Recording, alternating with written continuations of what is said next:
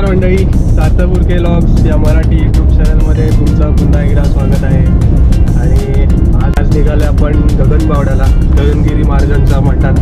आणि तिकडून आपण पोखरबाव गणपती करणार आहोत आणि कुणकेश्वर पण करणार आहोत। सो तुम्हाला या व्हिडिओमध्ये पूर्ण गगनगिरी महाराजांचा मठ आणि 2 मंदिर अजून आपल्याला पाहायला मिळणार आहेत। आता आम्ही निघालो आहे वाटूळवरून। आता आपण आहोत मुंबई गोवा हायवेला। इथून आपण साधारणतः 1-1.5 तास तरी लागेल आपल्याला गगनगिरी महाराजांचा जो मठ आहे गगनबावड्याला। आपण तिकडे चाललो तर 1-1.5 तास तरी लागेल आपल्याला। आपण इथून खारेपाटणवरून जाणार आहोत। 2 रोड आहे तिकडे जायला। पाचलवरून सुद्धा आपण जाऊ शकतो आणि खारेपाटणवरून पण जाऊ शकतो। तर आम्ही सरळ हायवेनेच जातोय खारेपाटणवरून, जो मॅपने जो रोड दाखवतोय त्यानेच जातोय आपण। सो बघत राहा पुढे व्हिडिओ, आणि जर व्हिडिओ कसा वाटला ते नक्की कमेंटमध्ये नक्की सांगा।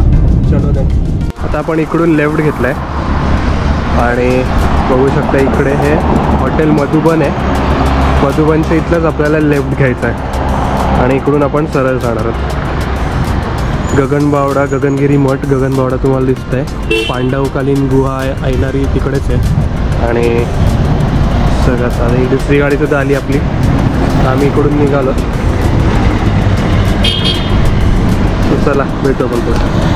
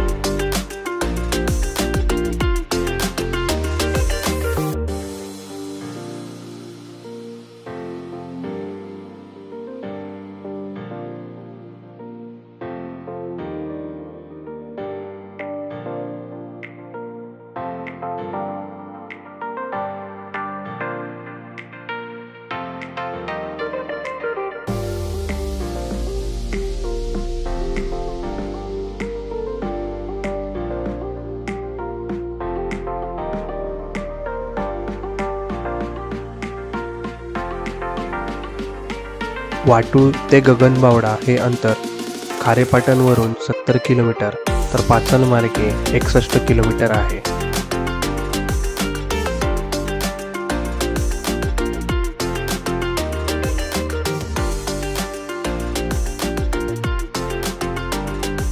गगनबावड्याला जाताना आपल्याला प्रथम भुईबावडा हे गाव लागतं आणि इथे मोठी बाजारपेठ आहे।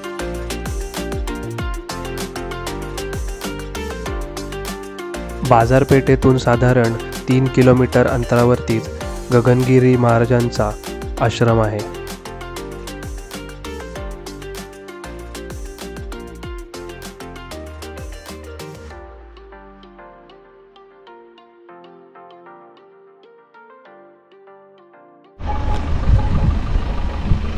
तुम्ही बघू शकता समोर जिकडे जो डोंगर दिसतोय बघा, इथे जो माझं बोट दिसतोय तिथे आपल्याला जायचं आहे आणि तो तिथे गगनगिरी महाराजांचा मोठा मठ आहे।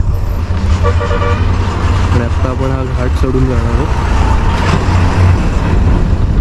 गगनबावडा घाट।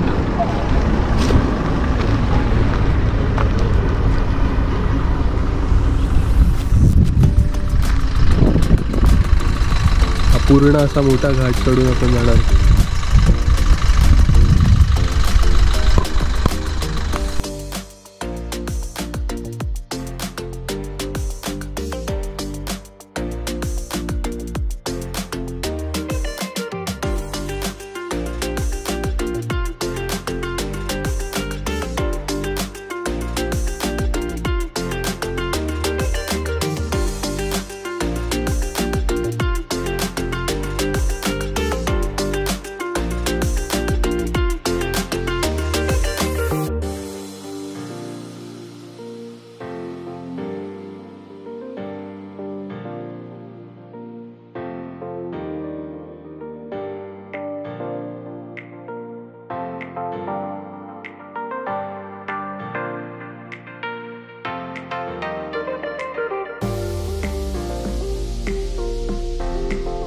पावसामध्ये या घाटात संपूर्ण धुक्याचे वातावरण आपल्याला पाहायला मिळते।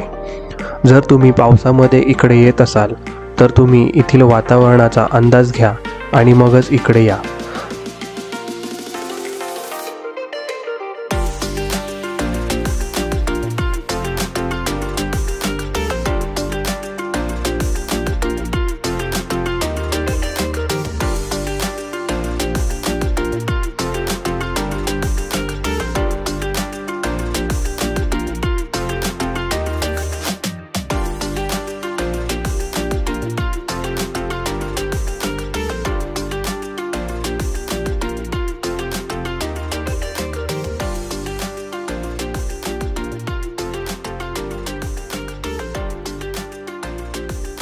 गडाच्या पायथ्याशी आल्यावर समोरच दगडावरती असलेली गणपतीची मूर्ती आपले लक्ष वेधून घेते। आता आपण इथे गगनगिरी महाराजांच्या गडाखाली पोचलोत। पार्किंग केले तिकडे गाडी। इथून पायऱ्या स्टार्ट होतात। 10-15 मिनिटं लागतील वरती आपल्याला जायला।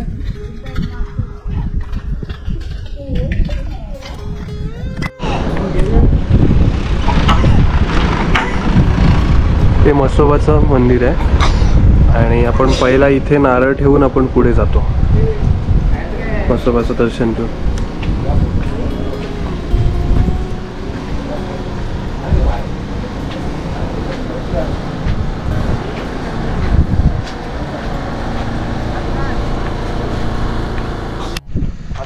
आपला घाट तो आला तो बघ, करुळ घाट आहे दिसतो आपल्याला खाली। हा घाट उतरून आपण गेलो की तरळे गाव लागतं आणि आपण इकडून आलो गगनबावडा घाट चढून।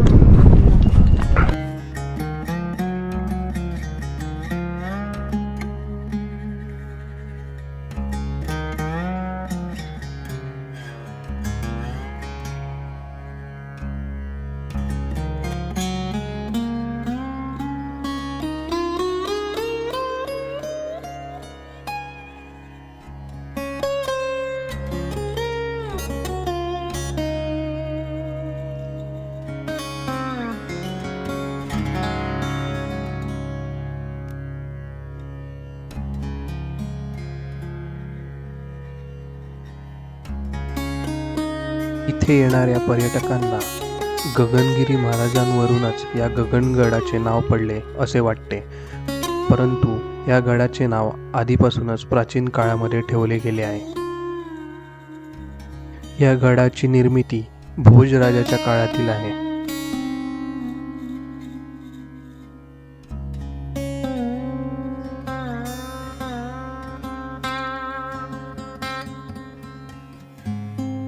गगनगिरी महाराज हे चालुक्य सम्राट पहिल्या पुलकेशीन यांच्या घराण्यातील होते। गगनगिरी महाराजांचे मूळ नाव हे श्रीपाद गणपतराव पाटणकर हे त्यांचे मूळ नाव आहे।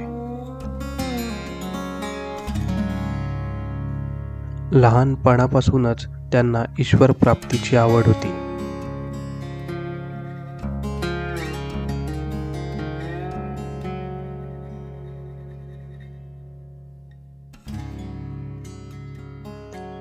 पुढे ईश्वरावरती असलेली भक्ती आणि जनकल्याण यामधून त्यांना सर्व सिद्धी प्राप्त झाली।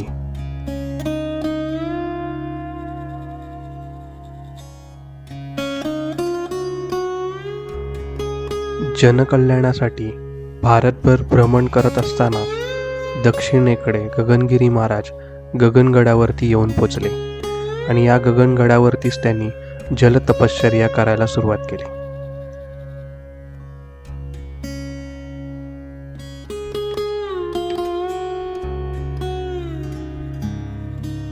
गडावरती आपल्याला जुने तोफगाडे पाहायला मिळतील।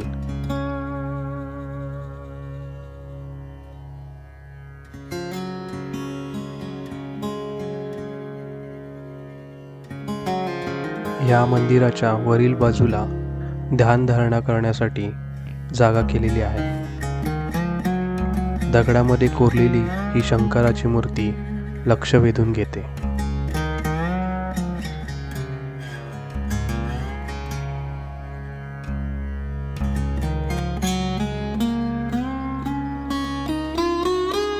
आश्रमाच्या आवारात दगडांवरती कोरलेल्या विविध देवदेवतांच्या मूर्त्या आपल्याला पाहायला मिळतात.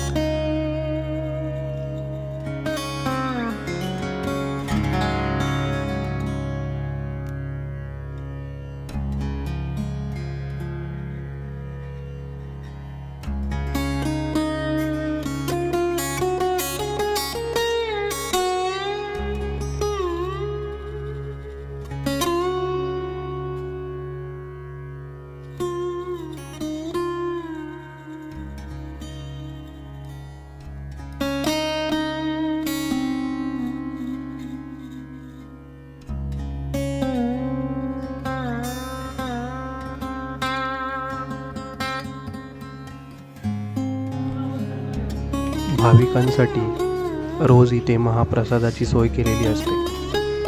वर्षभराचे कार्यक्रम हे सुद्धा या फलकावरती आपल्याला पाहायला मिळतात.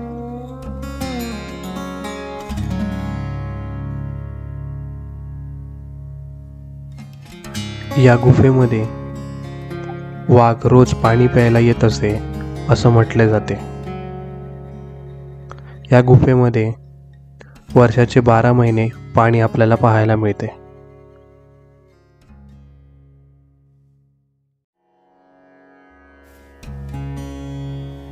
पाणी आहे तिथे, तळी आहे, तळी. हा,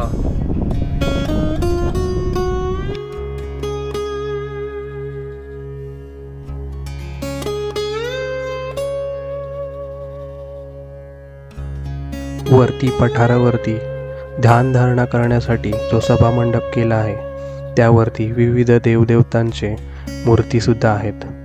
जणू काही ते स्वर्गातूनच आपल्याला आशीर्वाद देत आहे अशी भावना आपल्याला निर्माण होते.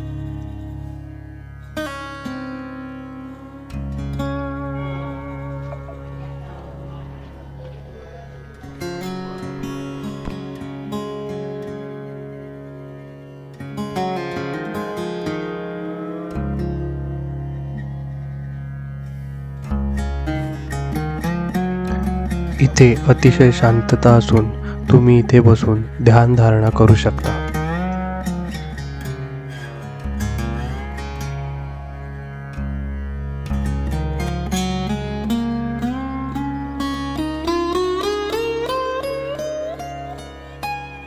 थोडंच पुढे आल्यावरती संपूर्ण मोठं पठार आपल्याला पाहायला मिळतं आणि थोडंच पठारावरती पुढे गेल्यानंतर शंकराचे मंदिर, विठ्ठलाई मंदिर, गैबी पीर दर्गा सुद्धा आपल्याला पाहायला मिळतो.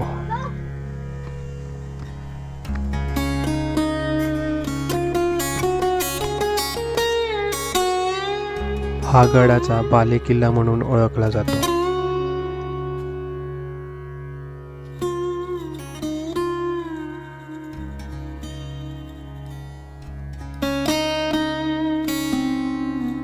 जर तुम्ही कधी कोकणात आलात तर नक्की गगनगडाला भेट द्या आणि हा व्हिडिओ तुम्हाला कसा वाटला हे नक्की कमेंट बॉक्समध्ये सांगा. व्हिडिओ जर आवडला असेल तर चॅनलला सबस्क्राईब करून व्हिडिओला लाईक आणि शेअर नक्की करा. धन्यवाद.